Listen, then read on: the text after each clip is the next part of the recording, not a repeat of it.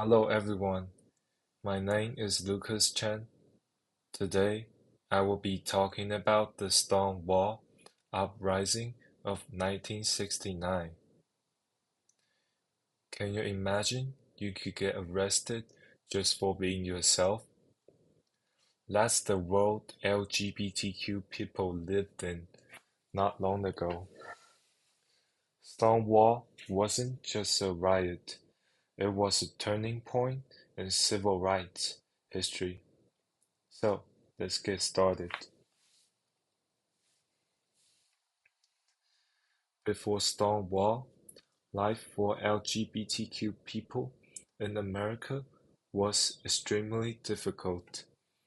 In 49 out of 50 states, being in a same-sex relationship could get you arrested, sent to prison, or even publicly outed in the newspaper.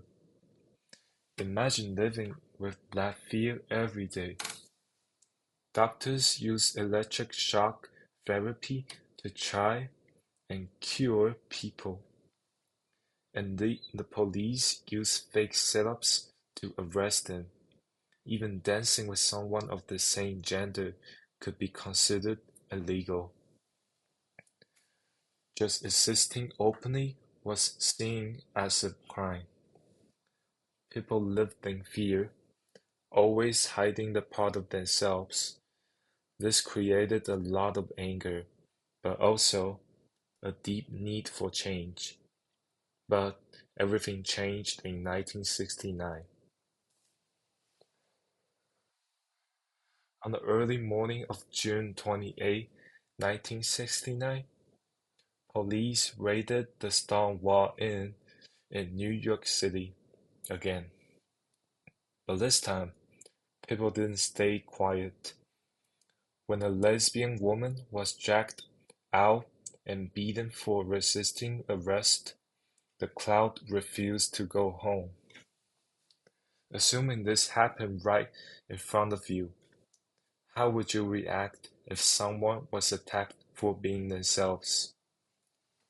The crowd pushed back. Tension exploded. This was more than a raid. It was the start of the rebellion. So, this is where the story explodes. Over the next 6 nights, the streets outside Stonewall were filled with resistance. Just like this image, over 500 people surround the bar and trapped police inside. People graffitied "Gay Power" on walls.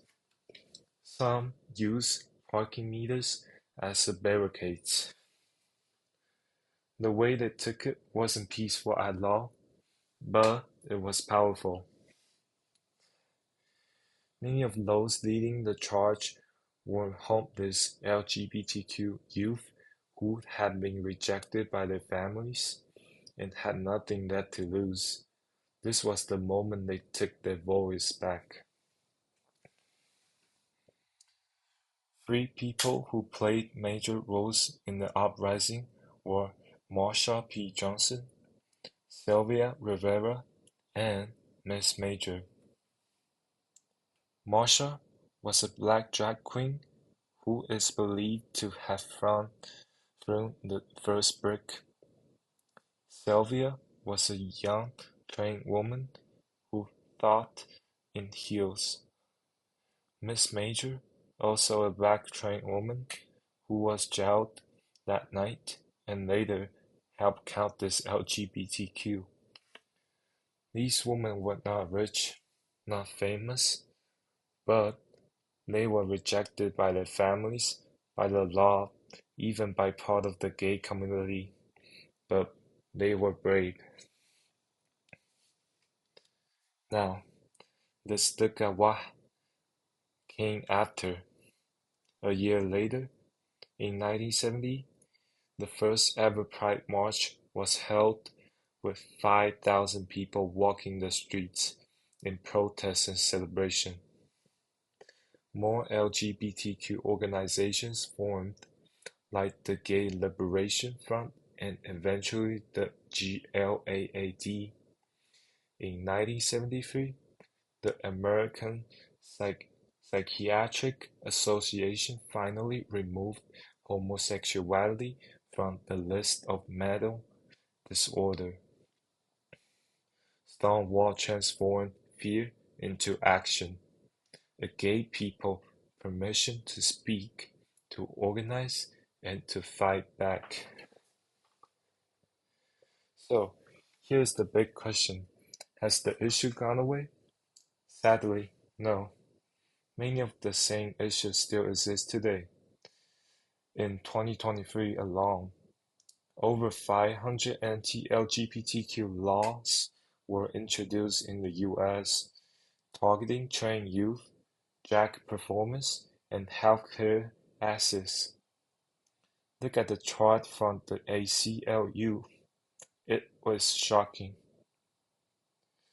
There were at least 32 murders of trans people in 2023, and most were people of color. But just like in 1969, people were fighting back. The Human Rights Campaign and the ACLU fights these laws in courts. There were protests at state capitals. Young activists used social media to organize and raise awareness, and social media campaigns like #StopTheBans are spreading awareness. So, yes, the fight continues and the spirit of Stonewall lives on. So here is something to think about. What would you do if your identity, your very existence, was treated like a crime? Would you stay silent, or would you stand up and speak out? As Marsha P. Johnson said, you never completely have your rights, one person, until you all have your rights. That is what Stonewall was about, and it's what modern activism is still about today. We're excited? These are the sources I used to build this presentation, and pictures that helped me understand the full story of Stonewall. So thank you for listening. I hope you guys like it, and I hope this helped you learn something new. Thank you.